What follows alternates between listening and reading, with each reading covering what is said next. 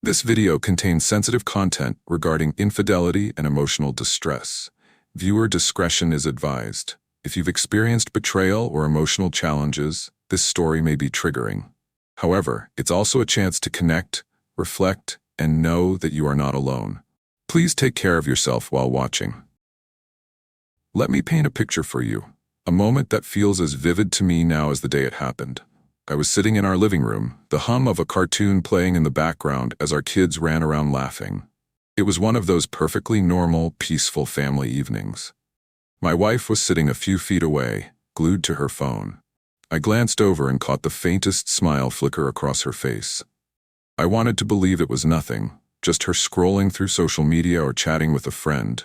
But deep down, something felt off. That moment would haunt me for weeks. I didn't know it yet, but it was the beginning of the end of everything I thought I knew about my marriage. You see, it didn't hit me all at once. It started with these little moments. Her staying up late on her phone. Her turning the screen away when I walked into the room. Her spending more time locked in the bathroom with her device in hand. At first, I brushed it off. We've been together for years. We have kids together. She's my wife. She would never betray me, right? That's what I told myself.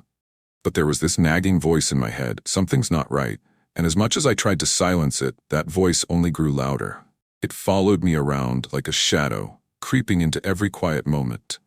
Late at night, as I lay awake, it whispered, "What if she's hiding something? What if your worst fears are true?" One evening, as I sat across from her at the dinner table, I looked at her. Really looked at her. And for the first time, I didn't recognize the person sitting in front of me. Her smile felt distant. Her laugh felt hollow. And when I asked her how her day was, her answer felt rehearsed, like she was reading from a script. That's when I started to feel like a stranger in my own marriage. So I did what any desperate person would do. I asked her. I looked her in the eyes and said, "Is something going on? Are you talking to someone else?" And do you know what she did? She laughed. She looked me dead in the eyes and said, "You're crazy. There's no one but you. I love you." For a moment, I wanted to believe her. I wanted so badly to believe that I was overthinking, that it was just my insecurities playing tricks on me. But that voice in my head wouldn't let me. Check her phone. Something's there. And even though I hated myself for thinking it, I couldn't shake the feeling that she was hiding something.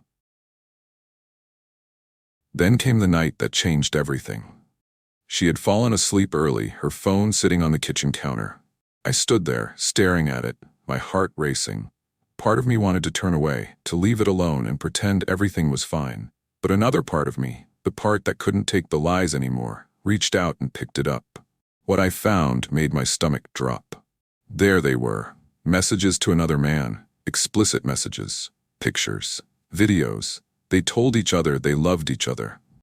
She referred to me as the kid's dad. Not her husband, not her partner, just the kid's dad.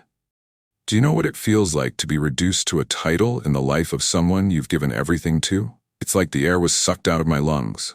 I couldn't breathe. I couldn't think. I couldn't even feel at first. I was completely numb. And then, like a dam breaking, the emotions hit me all at once. Anger, heartbreak, disbelief. I wanted to scream. I wanted to cry. But most of all, I wanted to understand. How could she do this to me? To our family? To our kids? We'd built a life together, and she had thrown it all away for someone she'd never even met in person. I spent the rest of that night combing through her messages, piecing together the timeline of her betrayal, the sexting, the video chats, the plans to meet up in another city.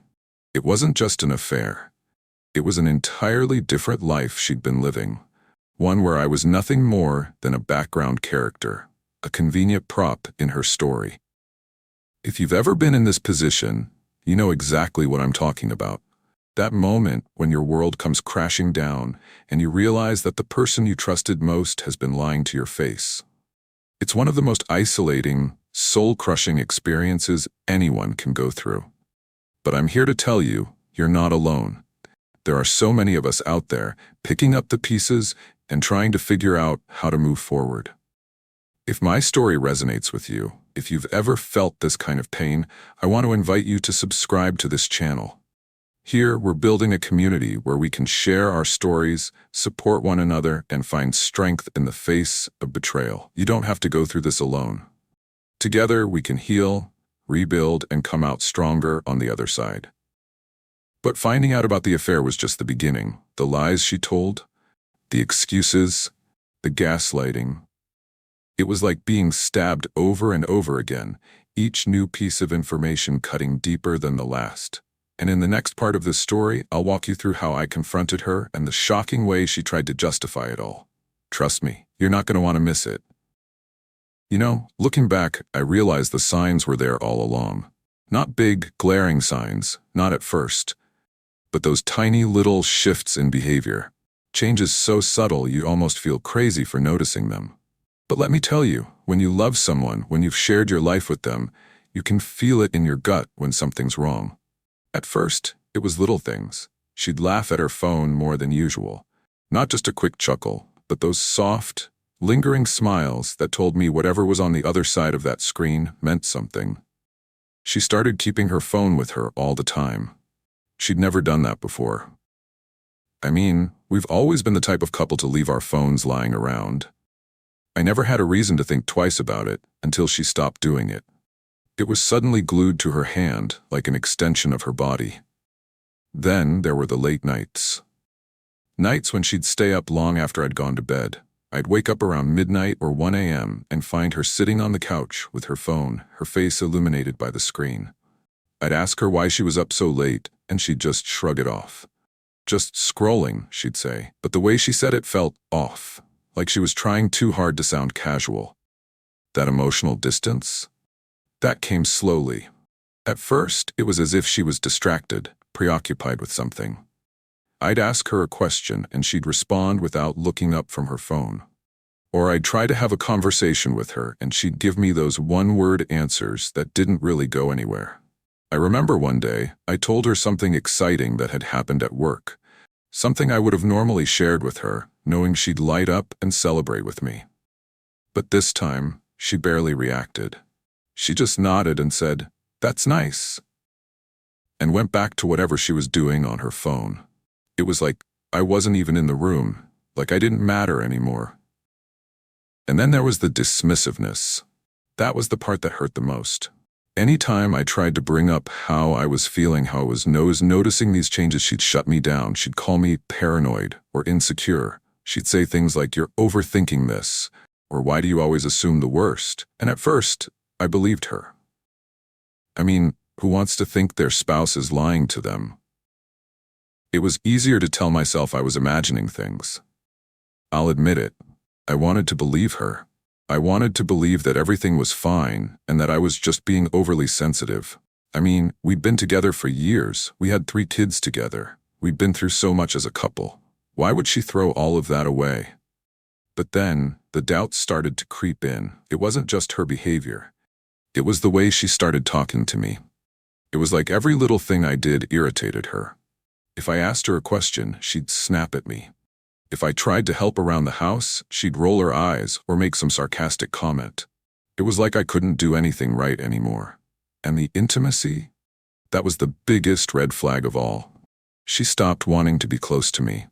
When I'd try to hold her hand or hug her, she'd pull away. She started making excuses not to be intimate. "I'm tired," she'd say. Or, "The kids have been exhausting me lately." And I believed her, at first. And this is the part where I want to ask you, the audience, have you ever felt like something was off, but you couldn't quite put your finger on it? Have you ever told yourself that you were just being paranoid, even though every instinct in your body was screaming that something wasn't right? That's where I was, torn between trusting the person I loved and trusting myself. And let me tell you, that's a battle that can drive you insane. Now, let me get into the details of how I uncovered the truth, because this wasn't just a casual fling or a one-time mistake. No, this was calculated. It was deliberate. It started online. She met him in some kind of forum or group chat. I'm still not entirely sure where. At first, it was just friendly conversations, or so she says. But those conversations quickly turned into something more. She started sexting him, sending him pictures, explicit pictures, and he'd send them back. They'd video chat late at night, talking about things that no married woman should be saying to another man. And all the while, she was lying to my face. I found out that they'd even started saying, "I love you." I can't tell you how many times I've replayed those words in my head. She was telling him she loved him, probably within minutes of reassuring me that there was no one else. The timestamps on their messages told me everything I needed to know. I'd see messages like, "Good night, my love," sent to him at 11:55 p.m. And then, just a few minutes later, she'd crawl into bed next to me and say, "I love you, babe."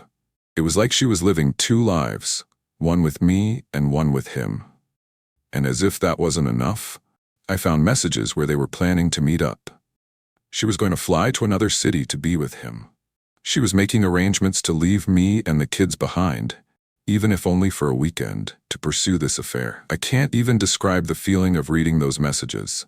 It was like being punched in the stomach over and over again. She'd told him she couldn't wait to be in his arms, that she'd been counting down the days.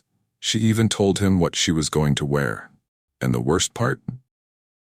She was doing all of this while looking me in the eyes and telling me there was nothing going on. She'd lie straight to my face, without a shred of guilt. Or maybe she felt guilty. I don't know. But if she did, it certainly didn't stop her. That's how it happened. Little by little, she built this entire relationship with another man right under my nose. And I was so blinded by love, by trust, that I couldn't see it. Or maybe I didn't want to see it. But once I found those messages, there was no going back. The truth was out there, staring me in the face, and no amount of lies or excuses could undo what I'd seen. You know, they say the truth has a way of revealing itself, but in my case, it didn't come all at once. It came in pieces, slow and deliberate, like water dripping from a leaky faucet. Each discovery felt like another drop, eroding the foundation of everything I thought I knew. And the worst part? It started with something so small, so insignificant that I almost ignored it. The first piece of evidence came late one night. I was walking past her phone, which was left on the kitchen counter. A notification popped up, a name I didn't recognize. At first I thought, maybe it's just a coworker or a friend I don't know, but something about it didn't sit right with me. I picked up the phone and saw a text preview that read, "I can't stop thinking about you." My stomach dropped. That one sentence was enough to make my hands shake, but I didn't open it. Not yet. I wasn't ready to admit what I already knew in my gut. I put the phone down and told myself I was imagining things. But once the seed of doubt is planted, it's impossible to ignore. Over the next few days, I started paying closer attention. Every time her phone buzzed, I'd watch her face. I'd see her smile, blush even, before quickly turning the screen away from me. It was as if the phone had become an extension of her, something she couldn't let go of. It never left her side. Not at dinner, not in the bathroom, not even when we were watching TV together. And whenever I tried to casually ask, "Who are you texting?" she'd brush me off with, "Just a friend." But then came the moment I couldn't ignore. Late one night, after she'd fallen asleep, I went through her phone. I know some of you might judge me for that, and trust me, I judged myself too, but I had to know. And what I found? It broke me. There were DMs, long, detailed, explicit messages. Sexting. Pictures of her that I had never even seen before, sent to another man. And worse, there were timestamps that told me everything I needed to know. She was texting him while I was sitting right next to her. She was telling him she loved him while I was tucking our kids into bed. The more I scrolled, the worse it got. They weren't just flirting, they were planning a future together. There were messages about meeting up in another city. She'd told him what hotel she'd booked, what dates she'd be there. She'd even described how she couldn't wait to finally hold him, to kiss him. It wasn't just an affair. It was an emotional and physical connection that she'd cultivated, nurtured, and prioritized over our marriage. I found messages where she called him babe, where she talked about how he made her feel alive, how he understood her in ways I never could. And all the while, I was sitting there, scrolling through this nightmare, feeling my chest tighten with every word. It was like being stabbed over and over again with each new message. The plans to meet were the final nail in the coffin. It wasn't just fantasy anymore. It was real. She was going to meet him, to take this affair from online to in-person, while pretending everything was fine at home. I confronted her the very next day. I didn't tell her everything I knew. I wanted to see if she'd admit to it on her own. I sat her down, looked her in the eyes, and asked, "Is there something you want to tell me? Are you talking to someone else?" And do you know what she did? She laughed. She actually laughed like the idea was so absurd it didn't even deserve a serious answer. She said, "You're crazy. Why would you even think that?" I pushed further. I told her I'd noticed how much time she was spending on her phone, how distant she'd become, and still she denied it. "There's no one else. You're the only man I love," she said, looking me dead in the eyes. And for a second, I wanted to believe her. I wanted so badly to believe that this was all just a misunderstanding. But then I remembered the messages, the pictures, the plans. And I realized, right then and there, that she was lying to my face without even blinking. When I finally told her what I'd found, her entire demeanor changed.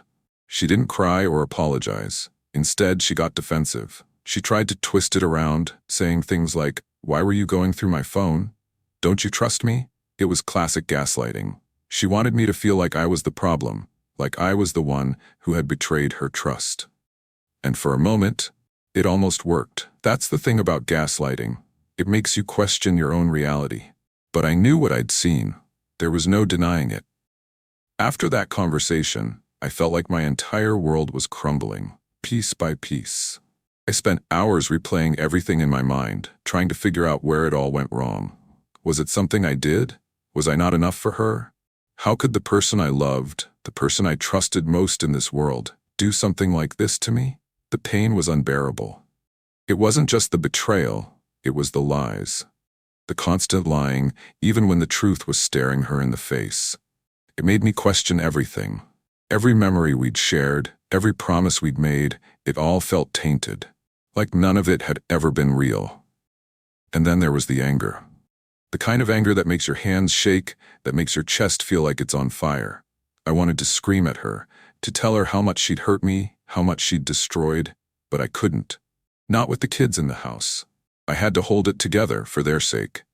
Even though inside, I felt like I was falling apart. There were moments when I thought I couldn't do it. Moments when the weight of it all felt too heavy to bear. But then I'd look at my kids, at their innocent faces, and I'd remember why I had to keep going. I couldn't let this define me. I couldn't let her betrayal ruin the life I'd worked so hard to build, for me and for them. And that's how I uncovered the truth. It wasn't just a single moment. It was a series of painful revelations, each one cutting deeper than the last. But if there's one thing I've learned, it's that the truth, no matter how painful, is always better than living a lie. Because only when you know the truth can you start to heal. And that's what I want to talk about next. What happens after the truth comes out? How do you confront the person who's betrayed you? And how do you start to rebuild your life when everything feels like it's been destroyed? After uncovering the truth, my mind went to one place and one place only. Our kids. It wasn't just my world that had fallen apart. It was theirs too, whether they knew it yet or not. How do you tell your children that their family, the only one they've ever known, is about to be ripped apart? The thought alone was enough to keep me up at night. I'd look at their innocent faces, faces that had no idea what was happening behind the scenes, and my heart would break all over again. I kept wondering, will they blame me for this? Will they see me as the one who destroyed our family because I'm the one filing for divorce? They're too young to fully understand infidelity or betrayal, so I feared they'd only see the surface-level fact. Dad was the one who ended things. The hardest part was preparing myself for the conversation. How do you sit down with your kids and tell them that their family will never be the same? How do you explain that the person they look up to, the person they trust, has betrayed that trust in ways they can't even begin to understand? I rehearsed it over and over in my head. I'd start with something simple, like, "Mom and Dad love you very much, but we've decided we can't stay together." But every time I imagined their faces, confused, scared, maybe even angry, I'd lose it. I didn't want to burden them with the truth. I didn't want them to carry the weight of their mom's choices. But at the same time, I didn't want to lie to them. Balancing honesty with protecting their innocence felt like walking a tightrope over a canyon. One wrong step, and it could all come crashing down. That's when I knew I couldn't do it alone. I needed help. I scheduled a family counseling session because I wanted to make sure they had a safe space to express their feelings, to ask questions, to say things they might not feel comfortable saying to me directly. I wanted them to feel heard, to know that their emotions mattered, and that this wasn't their fault. The counselor was amazing. She helped me frame the conversation in a way that was age-appropriate and compassionate. She emphasized focusing on the fact that both their mom and I love them deeply, and that the decision to separate wasn't about them. It was about us as adults. That advice was a lifeline because in the chaos of betrayal, it's easy to forget how much kids internalize things. They see the world through a lens of simplicity, and when something goes wrong, they often blame themselves. I wanted to make sure they knew from the very beginning that this wasn't their fault. Still, the conversation wasn't easy. I'll never forget the look in their eyes when I sat them down and said, "Mom and I have decided we're not going to live together anymore." There was confusion at first. Then came the tears. And then, the questions. Why? What did we do? Can't you just fix it? Those questions felt like daggers to my chest because there were no easy answers. I wanted to protect them from the ugly truth, but at the same time, I didn't want to gloss over the seriousness of what was happening. In the end, I kept it simple. I told them, sometimes adults make mistakes, and sometimes those mistakes hurt other people. But no matter what happens between Mom and me, we both love you more than anything in the world. That will never change. I didn't tell them about the affair. Not yet, anyway. They're too young to understand, and I didn't want them to see their mom in a negative light. As angry and hurt as I was, I knew I had to put their emotional well-being first. It wasn't about me or my pain. It was about making sure they felt safe and secure in a world that was suddenly unfamiliar to them. Even after the initial conversation, the questions didn't stop. Why can't you just try harder? Will we still see Mom and Dad every day? It broke my heart to explain that things would be different, that they'd have 2 homes now, not one. And as much as I wanted to tell them everything, I knew I couldn't. I had to protect their innocence for as long as I could. They didn't need to know the details of their mom's betrayal. They didn't need to carry that burden. But the hardest part? It was keeping my emotions in check. There were days when I felt like screaming, days when I wanted to cry in front of them, to tell them how much pain I was in. But I couldn't. They needed me to be strong, to be a steady presence in their lives when everything else felt so uncertain. And that's a challenge I think every parent in this situation can relate to. If you're watching this and you're in a similar situation, let me tell you this: your kids need you more than ever. They need to know that they're loved, that they're safe, and that they can talk to you about how they're feeling. Family counseling was one of the best decisions I made because it gave my kids a chance to process their emotions in a healthy way. It also gave me tools to navigate these conversations without letting my own pain spill over onto them. It's not easy. None of this is easy. But I promise you, if you put your kids' emotional well-being first, you'll come out of this stronger as a family. They'll remember that you were there for them, that you listened to them, that you made them feel loved even in the midst of chaos. And as hard as it is to do, you have to keep reminding yourself, this isn't about punishing the person who hurt you. It's about protecting the people who matter most, your kids. So to anyone out there watching, take a deep breath. You're not alone in this. And no matter how messy, how painful this journey gets, your kids will thank you for putting their needs above everything else. They'll see the strength you showed, even when it felt like you had none left to give. And that's what makes all the difference. I want to talk about what happens when the dust starts to settle. How do you start to rebuild your life after a betrayal this big? How do you move forward when the pain feels unbearable? And more importantly, how do you find yourself again after losing so much? Stick around because this story isn't over yet. The days following the discovery of her betrayal were some of the darkest of my life. I felt every emotion imaginable, often all at once: heartbreak, anger, confusion, disbelief. It's like the person I thought I knew, the person I trusted with my life, suddenly became a stranger. There were moments when I'd wake up in the middle of the night, my chest so tight I could barely breathe. I'd lie there, staring at the ceiling, wondering, how did we get here? How did the person I loved the most become the one who hurt me the most? The heartbreak was suffocating. Every memory we'd built together felt tainted, like it didn't belong to me anymore. The laughter, the moments of joy, the promises we made, they all felt like lies. And then came the anger. Anger that she could look me in the eyes and lie to my face. Anger that she was willing to risk everything we built together for someone who was, essentially, a stranger. But more than anything, anger at myself, for not seeing it sooner, for trusting her, for letting this happen to our family. And the confusion, that's the hardest part. Trying to piece together how it all unraveled, replaying every conversation, every argument, every moment of doubt. Was there something I missed? Something I could have done differently? It's like my mind was stuck on an endless loop, searching for answers to questions that may never have answers. In those moments, when it felt like the weight of the world was crushing me, my support network became my lifeline. I'll admit, I'm not the type of person who's comfortable asking for help, but this was too big, too overwhelming to handle alone. I reached out to friends, family, and even a therapist. And let me tell you, that was one of the best decisions I've ever made. Talking to people who cared about me, who could listen without judgment, helped me process my emotions in a way I couldn't do on my own. My family reminded me of my worth, that I wasn't defined by her betrayal. My friends gave me a space to vent, to scream, to cry without feeling weak. And my therapist? She helped me untangle the mess in my mind, to separate what was my responsibility from what wasn't.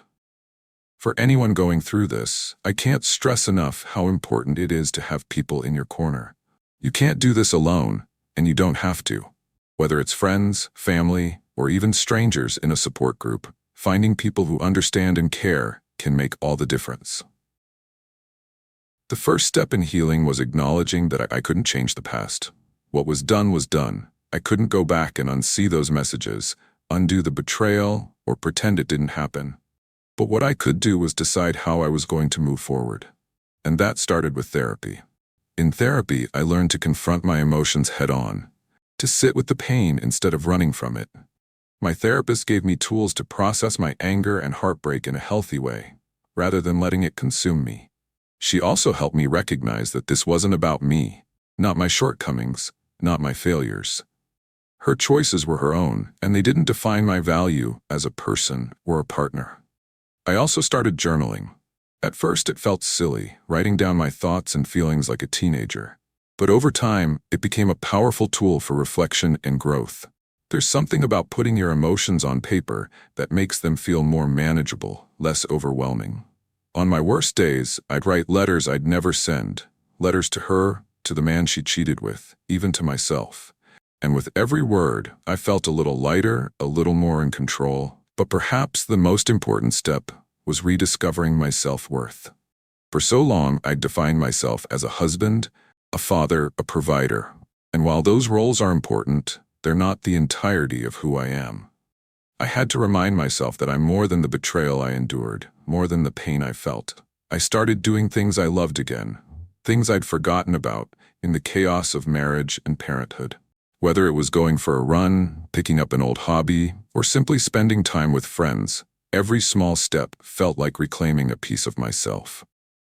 As much as I wanted to let my anger take over, to lash out and make her feel the pain she caused me, I knew that wasn't the right path. We have kids, and they don't deserve to be caught in the crossfire. No matter how hurt I was, I didn't want our divorce to turn into a war. But that doesn't mean it was easy. There were moments when I doubted whether it was possible to handle this amicably.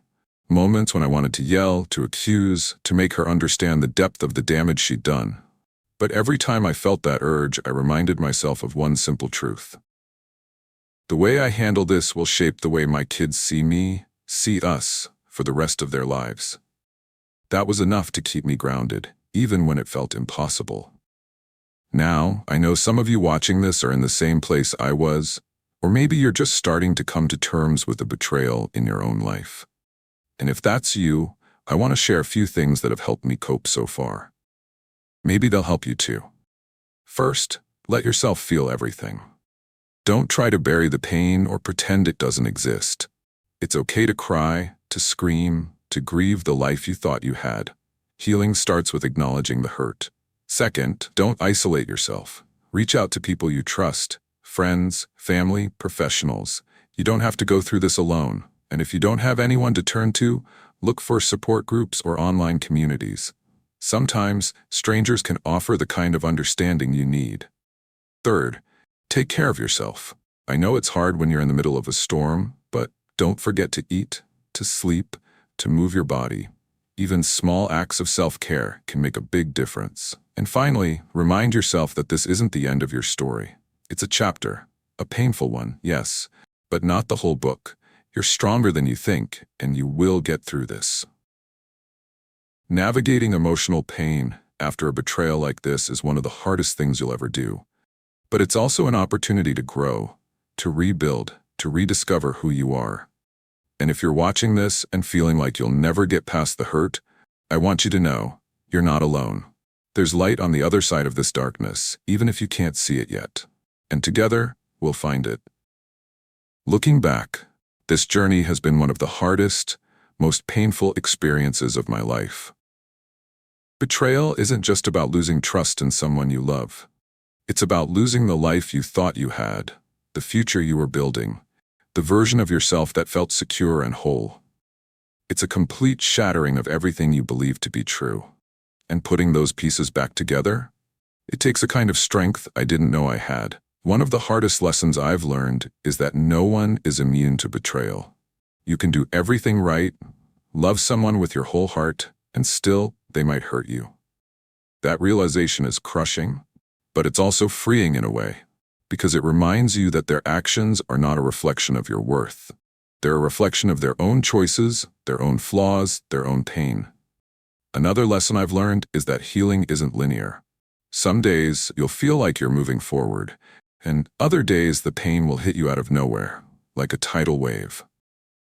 And that's okay. Healing isn't about pretending everything's fine or forcing yourself to get over it.